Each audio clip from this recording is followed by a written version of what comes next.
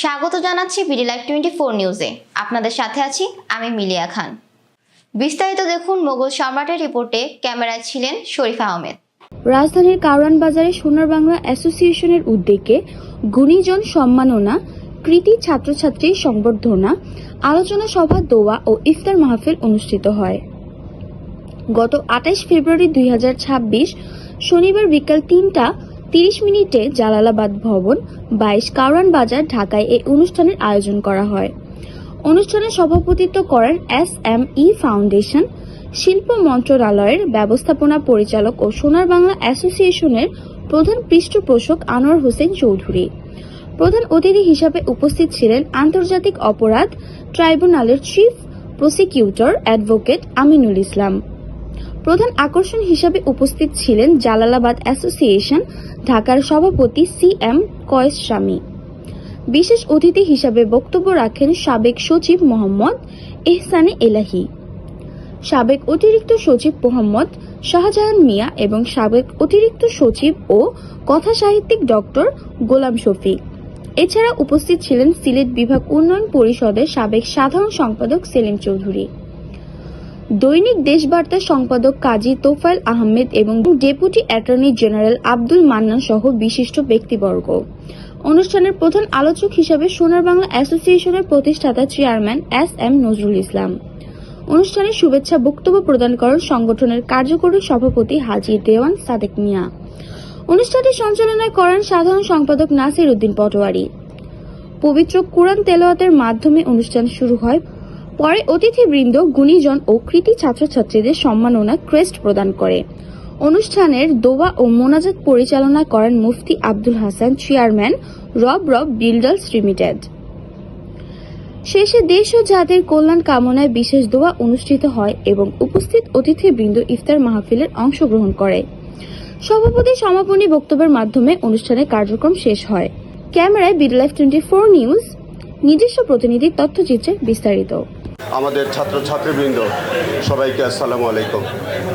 আসলে ইতিমধ্যেই ইফতারের খাবার বিতরণ হচ্ছে। সম্ভবত আমার সব কথাগুলো আপনাদের কানে পৌঁছাবে কিনা আমি জানি না। আমি প্রথমে একটি কথা বলতে চাই। আমরা একটি সোনার বাংলাদেশ গড়তে চেয়েছিলাম। সেই সোনার বাংলাদেশের স্বপ্ন নিয়ে আমরা একটি স্বাধীনতা অর্জন করেছিলাম। আমাদের অনেক স্বপ্ন ছিল যে আমরা এমন একটি দেশ হবে যে দেশে কোনো বৈষম্য থাকবে না, যে দেশে আমরা স্বাধীন এবং সুন্দরভাবে সমতার ভিত্তিতে আমরা বসবাস করতে পারব। যাই হোক, আজকে স্বাধীনতার 55 বছর আমরা অতিক্রম করেছি। আমি জানি না যে আমাদের সেই কাঙ্ক্ষিত সোনার বাংলাদেশ আমরা পেয়েছি কিনা। আজকে সোনার বাংলাদেশ পেতে গেলে আমাদের যে কাজটি করতে হবে, আজকের যে শিরোনাম গুণীজন সম্বর্ধনা এবং কৃতি শিক্ষার্থীদের যে সম্বর্ধনা, এই গুণীজন এবং কৃতি শিক্ষার্থী এটা কিন্তু সমার্থক শব্দ। যারা গুণীজন, যারা আজকে মঞ্চে উপবিষ্ট গুণীজন, তারা প্রত্যেকেই কৃতি শিক্ষার্থী ছিলেন। আর কৃতি শিক্ষার্থী এবং গুণীজন তৈরি হয় পরিবার থেকে, বিদ্যালয় থেকে এবং তার কর্মের মাধ্যমে। সেই কারণে আমার মনে হয় যে আমি আর কথা বেশি বলা ঠিক হচ্ছে না। শুধু দুটি কথা আমি আপনাদের কাছে অনুরোধ জানাতে চাই।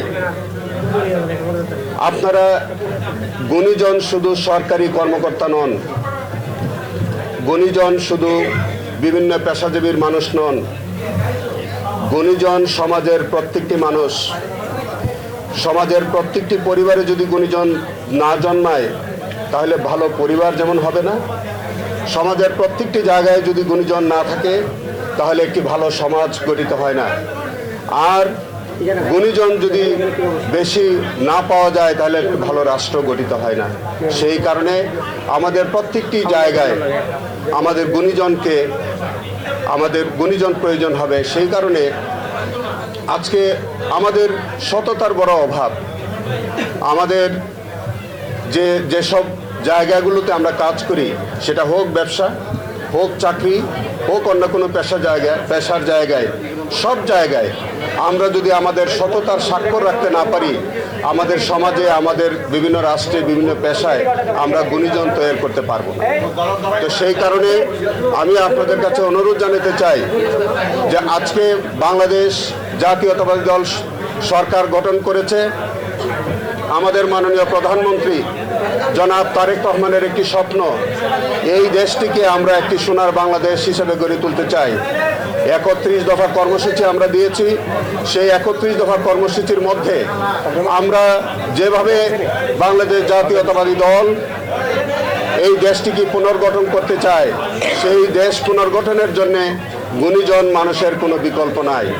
আর আমাদের কৃতি শিক্ষার্থী বন্ধুদের কথা বলছি যে আপনারা শুধু ভালো স্টুডেন্ট হলে হবে না, আপনাদের ভালো মানুষ হয়ে জন্মাতে হবে, আপনাদের ভালো মানুষ হয়ে বড় হতে হবে, আপনাদের সৎ হতে হবে, আপনারা বিনয়ী হতে হবে, দেশপ্রেম আপনাদের থাকতে হবে। তাহলে আমাদের গুণীজন তৈরি হবে ভবিষ্যতে, এবং তারই মধ্য দিয়ে আমরা একটি সোনার বাংলাদেশ প্রতিষ্ঠিত করতে পারবো। আমি আর কথা বাড়াতে চাই না। সবাইকে শুভকামনা রইল। আল্লাহ হাফেজ। বাংলাদেশ জিন্দাবাদ।